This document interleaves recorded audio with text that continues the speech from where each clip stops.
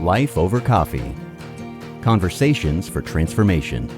Did you know that the rearing of the Millennial and Gen-Z cultures differs from the rest of us?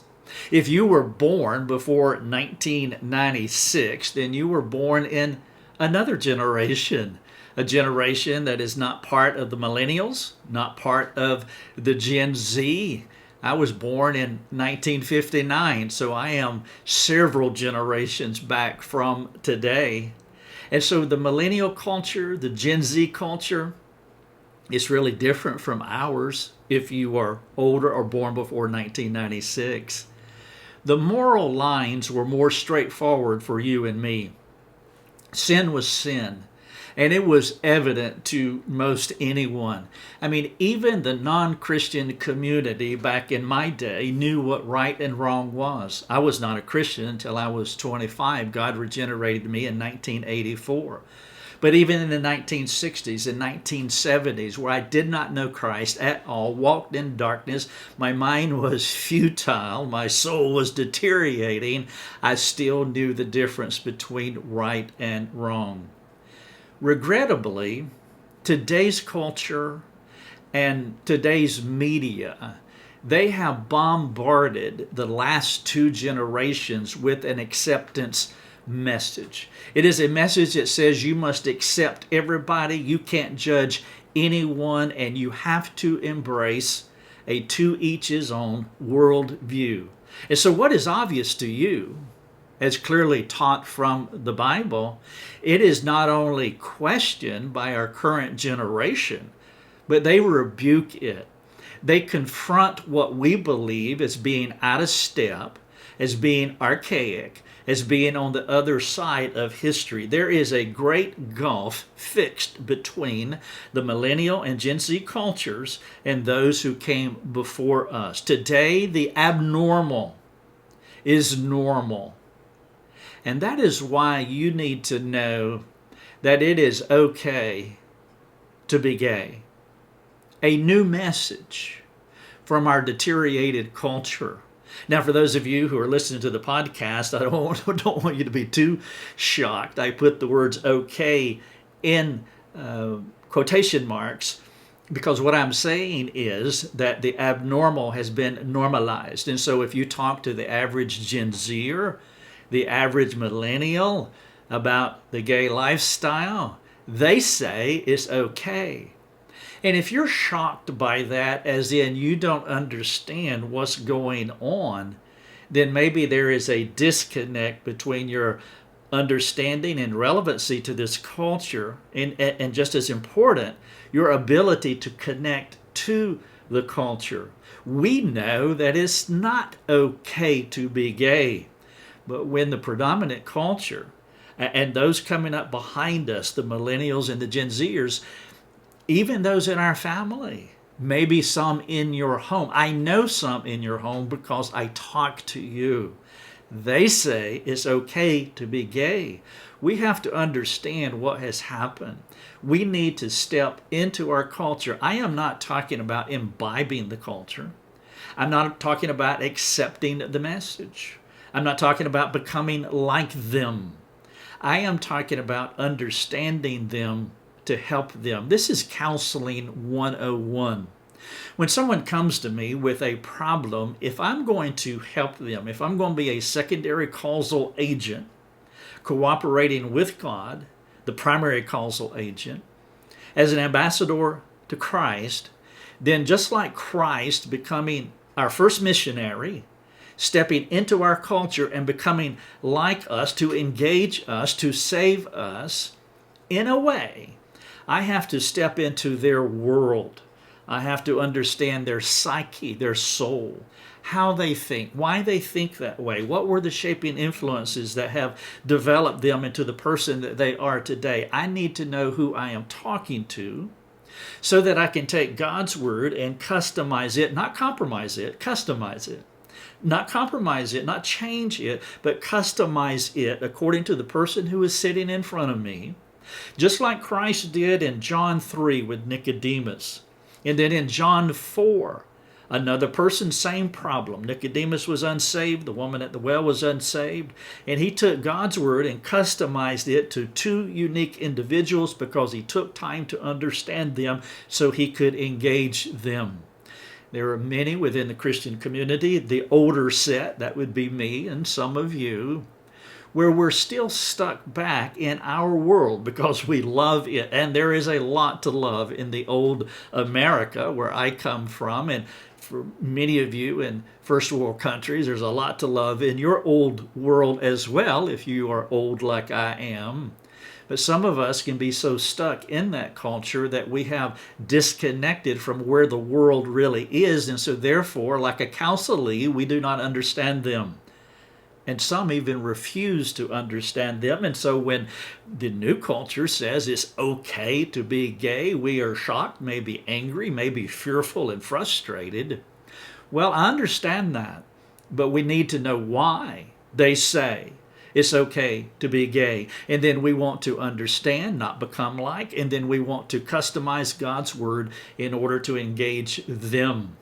And so therefore, I want to share with you this message that I've titled, It's Okay to be Gay, and You Need to Know Why. And again, for those of you who are listening by the podcast, I put okay in air quotes because ultimately we know that it's not okay, but I am speaking in part as our culture talks today, and that is a problem, and we need to know why. Hello, everyone. This is Rick Thomas. Thank you so much for joining me. You're in our coffee shop, and I'm very glad that you are here. We are lifeovercoffee.com. That is the street address that will take you right to our coffee shop. We have built this sanctification center, and we have put it in cyberspace. We made the address to our front door, lifeovercoffee.com. And if you have access to the internet, you are welcome to come in. We're open 24 hours a day, and it's free. And so don't bring money, and you can come anytime that you want. I want you to go into all the rooms and check out our resources. We have millions of words. We have thousands of resources, content. They're in a read, watch, and listen format. Now, we do have a special room, and that is for the people. These are for the employees, maybe. These are the people who pay, who keep the lights on. These are the people who keep the doors open 24/7. Those are our financial partners. They're the people who support our ministry, and we have a special place for them because we want to honor them, and it's our way of saying thank you for your sacrifice, and you are the 1%ers that allow hundreds of thousands of people to come and to take advantage of these resources. And so we do have a special place for you. We have a supporting private forum.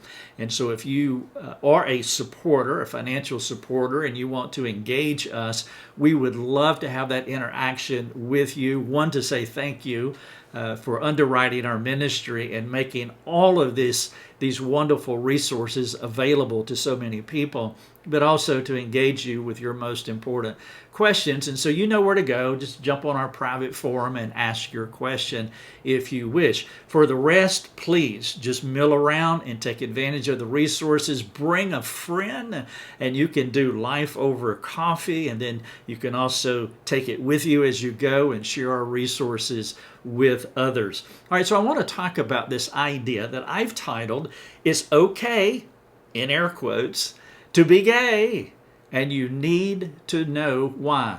At the end of this, as I wrap up, I want to give you the backstory as to why I came to this idea, why I'm sharing this thought with you. First, let me begin this way. You know, the normalization of the abnormal is in full effect. When a millennial comes up to you and they ask this question, do you struggle with gay acceptance? And you say that you do. And then they label you as CAD. Do you know what CAD is? CAD is a chronological amnesia disorder. And so on the timeline of life, you have amnesia, you have forgotten that the culture has changed, and you're still stuck in the way things have always been, and you haven't indexed forward. Now that brings us to a very important question. Do you have CAD? It's the inability to relate to those who are coming up behind us because, again, we are stuck in the past, unwilling to learn about and to engage the current culture. There's many people who are just many Christians who are just completely unaware of what's going on in the culture today, which makes them unable to engage the culture and to fulfill what Christ told us to do, to go and make disciples. Now, let me caveat one final time. I am not suggesting at all that you accept their aberrant truth. But if we don't understand them because of some kind of stubborn refusal to do so, we will not be able to reach them with the gospel.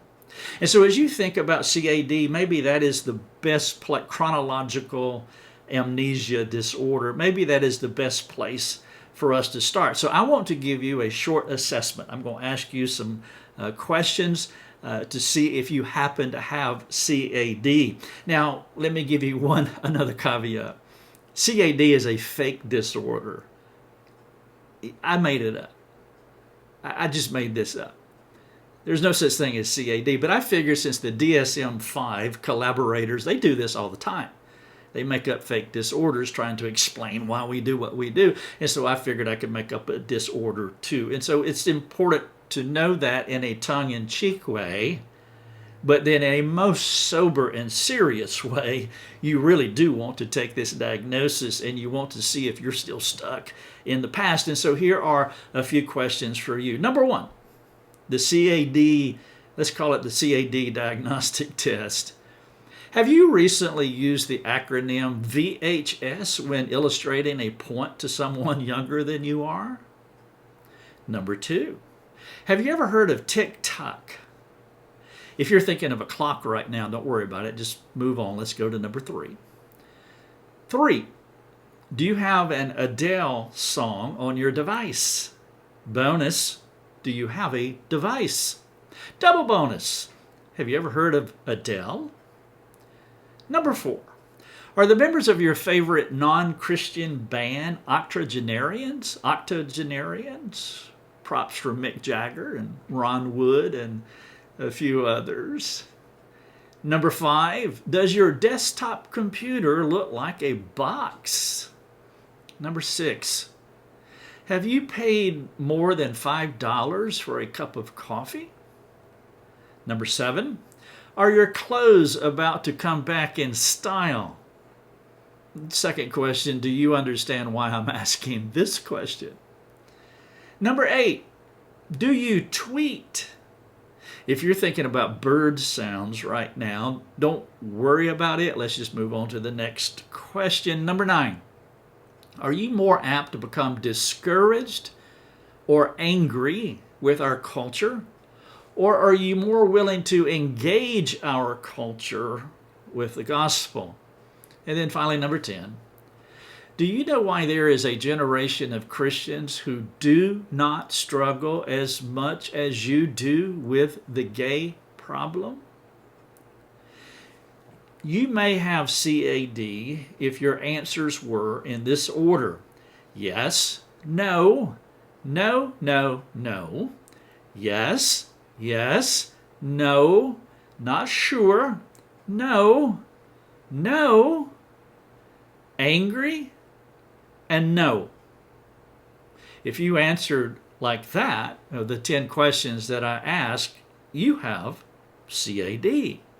CAD, chronological amnesia disorder, happens when a person becomes stuck in the past, as evidenced by how he thinks, how he talks, how he lives, and how he reacts to others.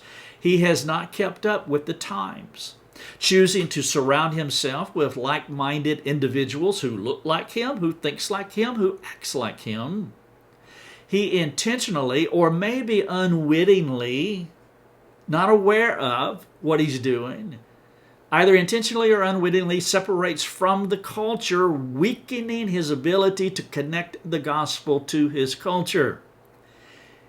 He may respond this way out of fear, frustration, or a deep-seated faith that this is how things must be. And so if you are on the fence of CAD, or if you have the full-blown disorder, it would be important to think, am I stuck in the past because I am afraid? It's legitimate.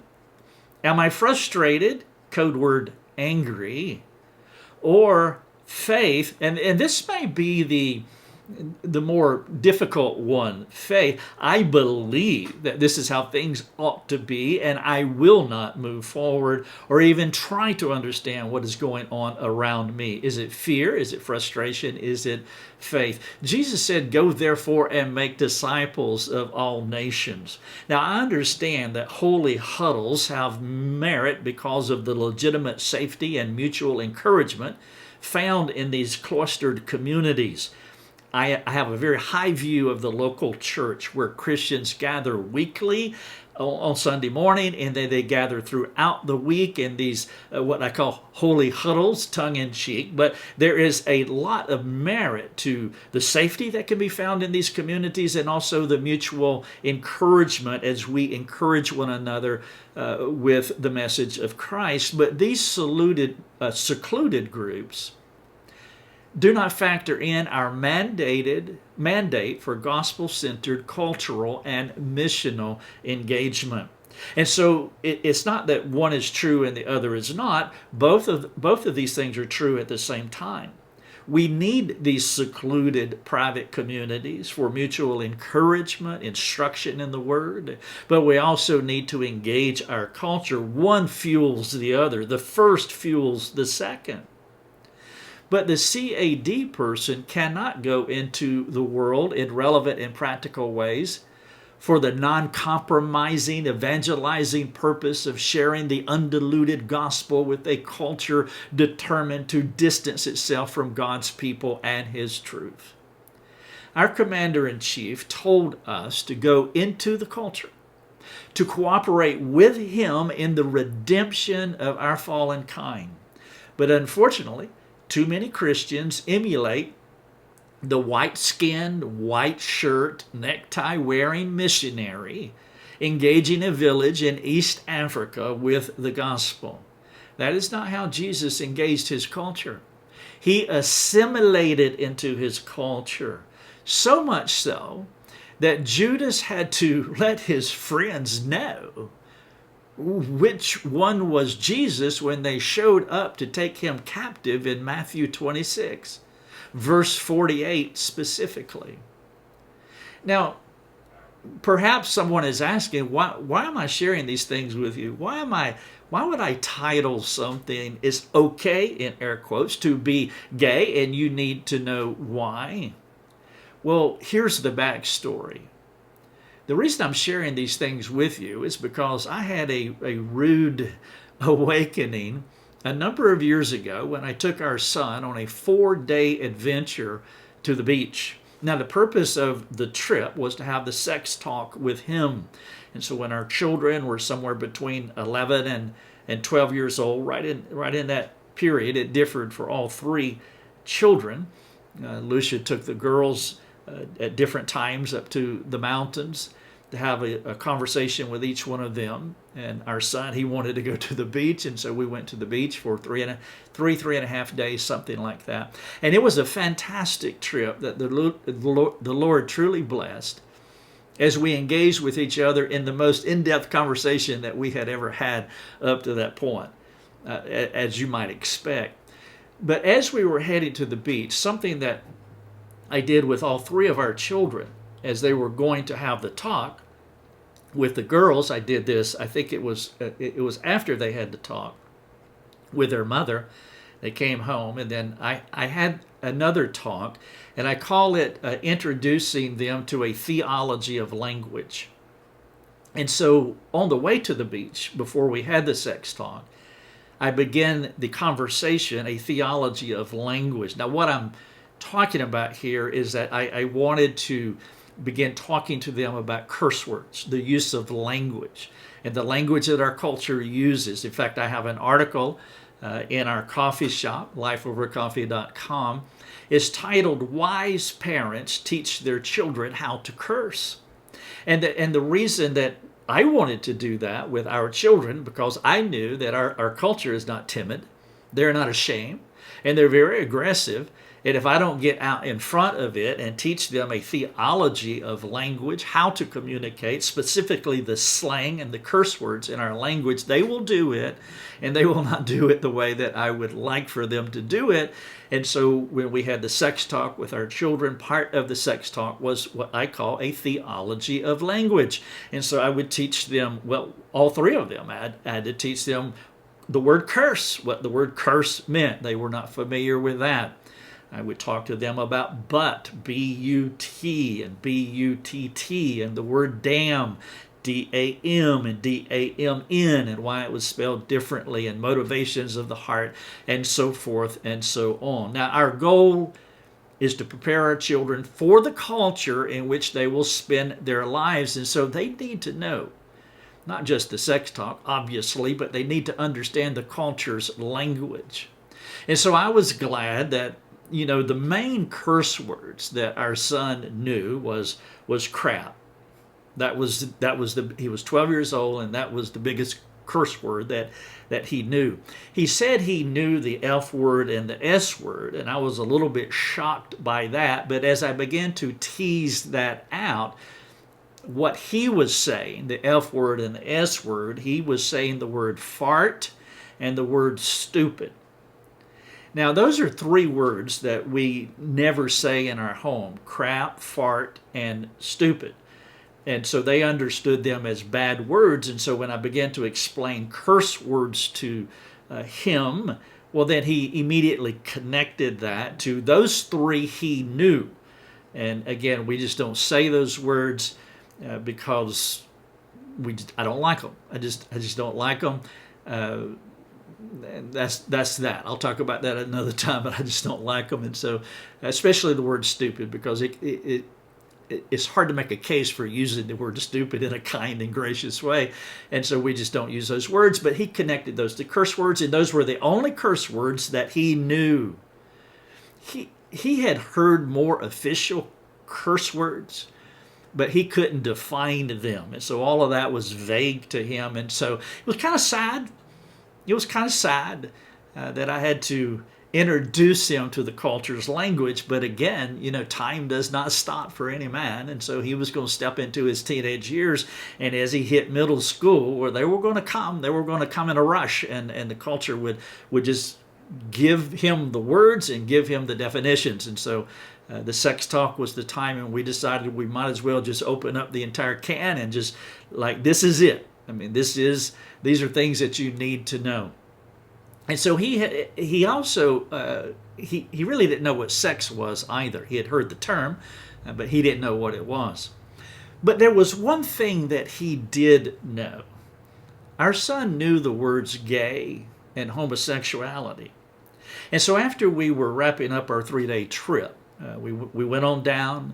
I began the theology of language discussion. And then we went down. Then we had the sex talk over a period of days. And then on the way back, I revisited theology of language. Now that he understood sex as best he could as a 12-year-old, I wanted to start talking about pornography, gay, homosexuality, sinful sex. And so I asked him if he knew what gay and homosexuality was. And this revelation, it caught me off guard. That he knew what gay and homosexuality was. What caught me off guard was the way that he said it. He said that he understood what gay and homosexuality was like he was telling me what his favorite flavor of ice cream was. He was not repulsed by it. Not the way a person with CAD would be repulsed by it. A person who is stuck 3 generations back. He said gay was when two men marry each other. And I thought to myself, you don't know what the real F-bomb is? And you're unfamiliar with the real S word? You think the F word is fart and the S word is stupid? But you know what gay and homosexual means? And it was like he was telling me his favorite ice cream flavor. He was just matter of fact. He was not emotive. And he never even considered that he should be embarrassed or even repulsed by what he knew. The gay lifestyle may sicken you. You may get angry or may get depressed when you think about the inroads that the gay community has made in our culture, and I understand that. But just for a moment, just for a brief moment, what if you set aside how you feel about the encroachments of the culture and ponder our younger generation, like our son, our daughters, maybe your children or grandchildren. Specifically think about how they do not have our old-fashioned chronological categories, worldview, presupposition, or even our concerns. There is a generation gap. And as I was walking him through a theology of language and the sex talk and the perversion of sex, what he knew, the culture had already had an entrance, had come through the entryway of his life, and he already knew what some of these words meant. And so we need to step into our culture, but it really begs the question as to why some people don't engage our culture. Why can't we learn about the world in which we live? One of the primary motivators for Christians to not engage the culture is a misunderstanding of worldliness. Non-cultural, non-engaging Christians, they typically have a form of Gnosticism that says the culture is evil and we must separate from it. This worldview is unfortunate. If you were to read 1 John chapter 2, verses 15 and 16, John said that do not love the world or the things in the world. If anyone loves the world, the love of the Father is not in him, for all that is in the world. And then he starts talking about what's in the world, the desires of the flesh, the desires of the eyes, the pride of life. Those things are not from the Father. Those things are from the world. And so when John talked about worldliness, he placed it in our hearts, not in the culture. Rather than saying worldliness is out there somewhere, John put worldliness inside of us. By the way, Jesus' half-brother, James, he affirms what John said. John said worldly things we should not love, fleshly desires, prideful thoughts. James said it this way in 1:14 and 15. He says, each person is tempted when he is lured and enticed by his own desire. Then desire, when it has conceived, gives birth to sin. And when sin is fully grown, it brings forth death. James 1:14 and 15. The only way that a person can use things in our culture for sinful purposes is when their evil worldly heart, like a magnet, entices them to take something from the culture and use it in a self-centered, self-glorifying way. And this perspective clarifies Paul's statement about avoiding any appearance of evil. He says, abstain from any form of evil. And we want to abstain, especially if our hearts are attracted to it. But if you separate from the world as though the sin was out there and not in here in our hearts, you will find out that no, the sin is in our heart, and it is only by our own evil desires that stuff has any attraction to us at all.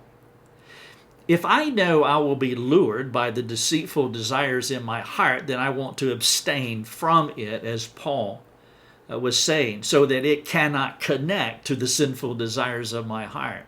That is why alcohol does not tempt me. There is nothing in my heart that has any drawing power over me to draw me to drink alcohol. Now, I don't say that proudly because I'm spiritually mature. I'm not. I don't like the taste of just straight alcohol. I've had straight alcohol, and I don't like the taste. I just don't like it. I mean, you could put alcohol and mayonnaise together, and I don't like either one of them. I'm not going to be addicted to mayonnaise. I'm not going to be addicted to alcohol, not because I'm spiritually mature. It's because I don't like that. My heart doesn't, it is not pulled by it. But I could easily succumb to the temptation of lust after an attractive woman. Now that is a reason to abstain, to help guard my heart from life, my heart and life against the specific sinful desire that I have. And so I have to have abstaining practices in my life so that my heart doesn't draw those things into me. We should stay away from things in our world if our worldly heart draws those things to us for sinful purposes. But those few things, whatever they are for you, it should not motivate us to stay away from everything in our culture. We are to live in the world, but we are not to be like the world. Jesus said it this way in 7:15 of Mark. He said, there is nothing outside a person that by going into him can defile him, but the things that come out of a person are what defile him. God has given the hearts of the world over to every kind of impurity. We don't have to fear those evil things in the world. We don't have to lust after those evil things, but we have to have the courage to engage, knowing that what is in us is greater than the things of the world. But if you place the accent mark on the issues of the culture being all powerful and all alluring, rather than diagnosing the specifics of your heart, you'll never be able to discern your worldly heart or engage the culture, because you will miss the point and you will separate from the wrong thing, and thus your heart will not be addressed and the culture will not be engaged. And this lack of heart discernment and cultural disengagement as two reasons that Christians become sinfully angry about the culture rather than gospel engagers of the culture. We have a couple of options. You can dismiss what I'm saying while labeling me as a cultural compromiser. Alternatively, you can address what may be happening in your heart that disconnects you from the culture, if you are disconnected from the culture that Christ told you and me to engage. As you think about those things, and in the meantime, our children do not have our starting point or our concerns if you're born before the millennial generation and, of course, the Gen Z generation. I was born in 1959.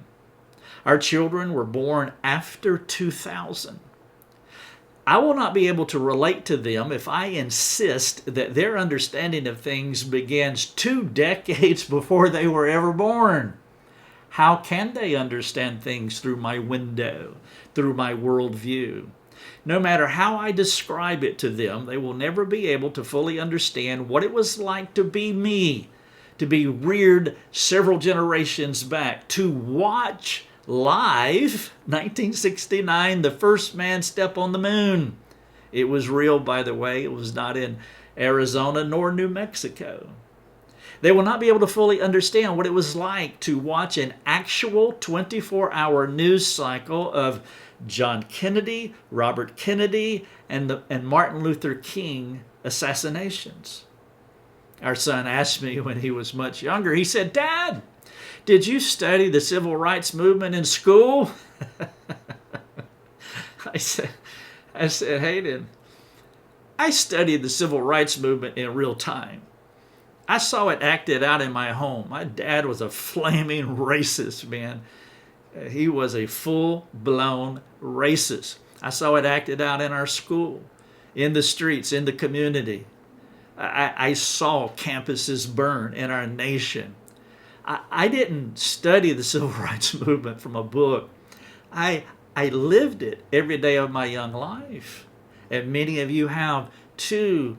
And some of you have horrible stories to tell as you lived it out, because that is the generation in which you were born. He gave me a quizzical look. He had no context, no connection point to what I was saying. He cannot index backward to understand me because he can't live in my past.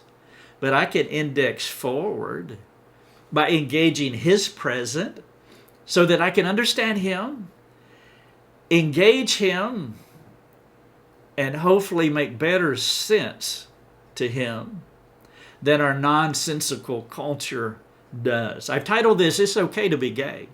I put okay in air quotes. It's okay to be gay, and you need to know why. All right, so let me wrap this up with a few questions. Number one, do you have CAD?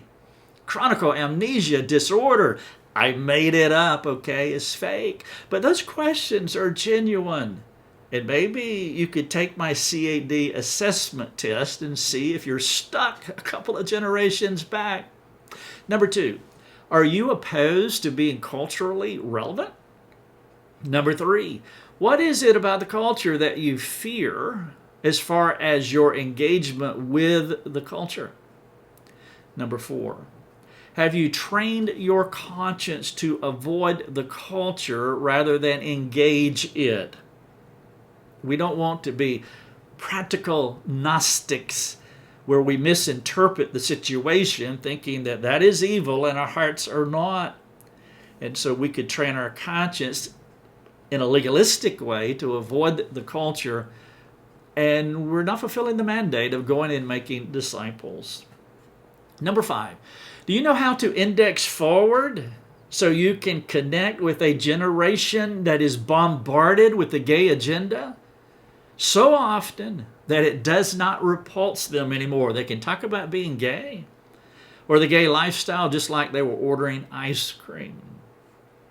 Number six, final question. Will you share these thoughts with a close friend? Maybe share this video, share the podcast, share the article, and then discuss the content and also your answers to the questions that I've asked here in the call to action. And maybe you can give them the CAD assessment too and see how they do.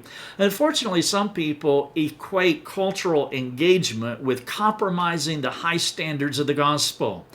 Jesus was the holiest man ever to live, yet he was enmeshed in the heart of his culture. He ate, he lounged, he had deep conversations with ragtag sinners. His overly religious and wrongly spiritualized friends, they struggled with his associations. Thank you so much for listening to the podcast. And by the way, if you like our podcast, please give us a 5-star rating and leave a comment. That would be fantastic. And for those of you who watch by video, if you're watching by YouTube, please subscribe to our YouTube channel and share our channel with others so that we can continue to grow it, so that we can take the practical message of Christ into all the world. And then, as always, you're welcome at our coffee shop, lifeovercoffee.com. Thank you. Thanks for joining us. Learn more and get access to other resources at lifeovercoffee.com.